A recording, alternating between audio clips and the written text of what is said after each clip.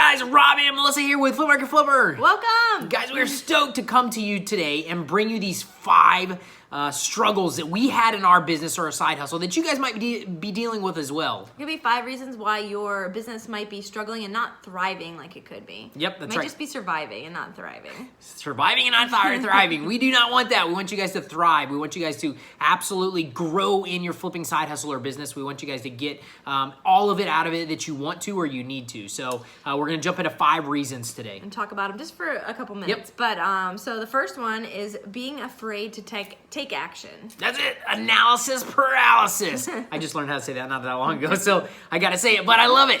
Analysis paralysis, guys. Are you trying to get everything perfect? Are you trying to get the stars, the planets to line up into place before you take action? Guys, do not do that. Don't wait for everything to come into play perfectly before you do it. It will never happen. You have to start with one foot in front of the other and get a game plan together and then take action and then start doing it. Yeah, so many people just kind of wait for things to be perfect or the perfect time, and there is no perfect time. There's not.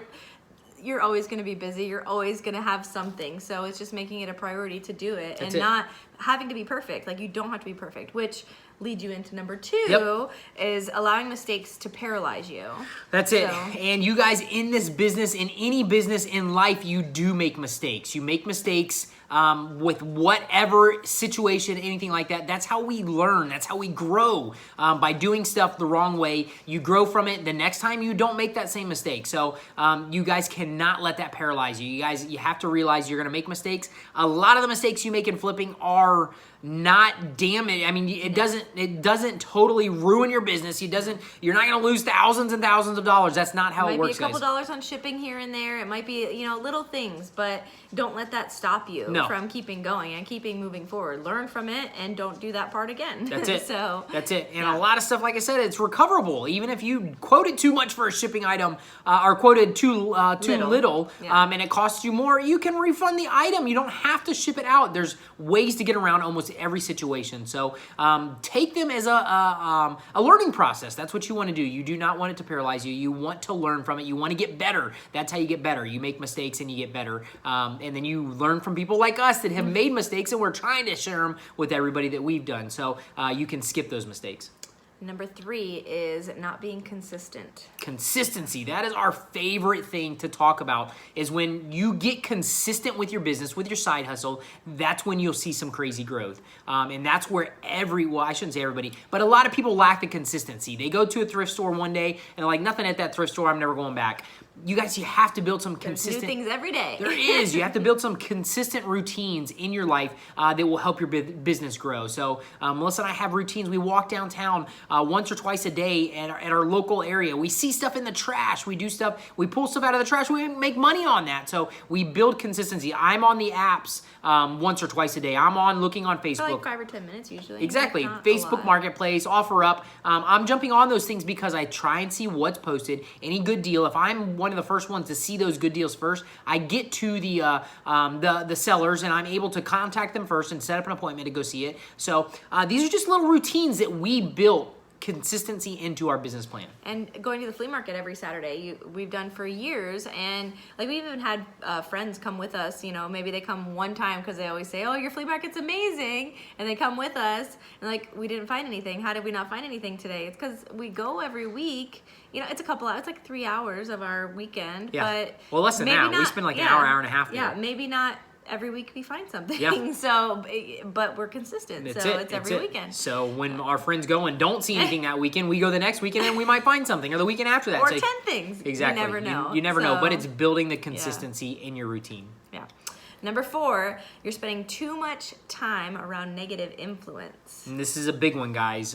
Jim Rohn, the famous quote, we listen to JLD say it every time he does a podcast: you are the average of the 5 people you're hanging out with. And it's huge. Yeah. I mean, you want to surround yourself with people that are going to encourage you. Uplift you, motivate you, and challenge you too. You don't want to, just be, complacent, but you need to be around those people who believe in you and are going to encourage you. Yep. So And it's so huge, guys. You have no idea what it does for your mindset if you're around negative people. It will bring your mindset down. It'll bring your attitude down. You'll be downing, your plans and stuff like that. Maybe this isn't a great idea. Maybe that. You guys, you want to be around positive people, and you. I was going to say, sorry, there will be people that might even say, oh, that side hustle of flipping might not be a good idea. And that's okay. They can have their opinions, but maybe they're not the people you want to hang around with right now all the time because they're not believing in what you're trying to do. Yeah.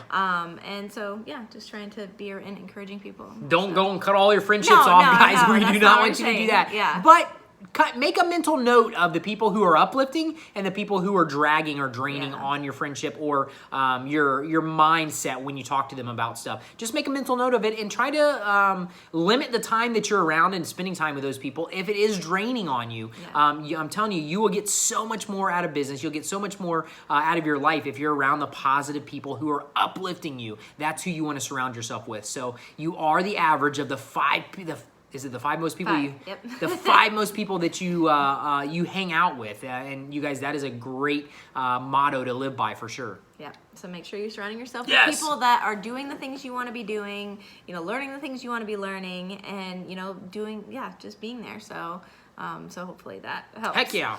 Number 5, you're treating flipping like a hobby and not a business. It is. And if you treat it like a hobby, you're going to get paid like a hobby, guys. You have to try, and it goes back to consistency. You have to try to build some routines to treat this like a business. You want to keep track of stuff. I did it for so many years, not treating it like a business. And when we started treating it like a business, that's when the money started coming in. We started making some great money, and we were able to provide for a family of 5 because we treated it like a business. So that's what you have to keep in mind with this business. Even if it's a side hustle, it's not a full-time income for you, you still want to treat it like a business. Yeah, it was always just our side, like, fun money. We never even thought, like, oh, it could actually be our income. Yeah. We just we want to do this, or we have extra bills this month, go flip something. Yep. So we never put 2 and 2 together for so long. I don't know why, but we didn't.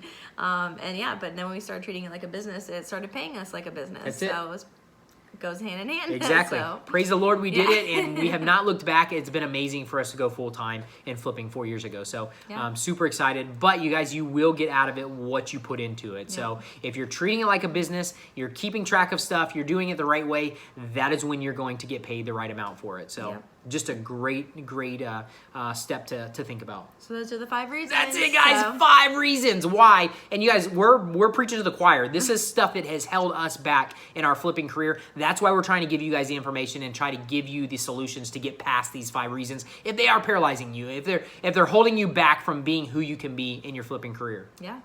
All right, guys. You guys rock. We'll talk to you soon. Thank you. See ya. Bye.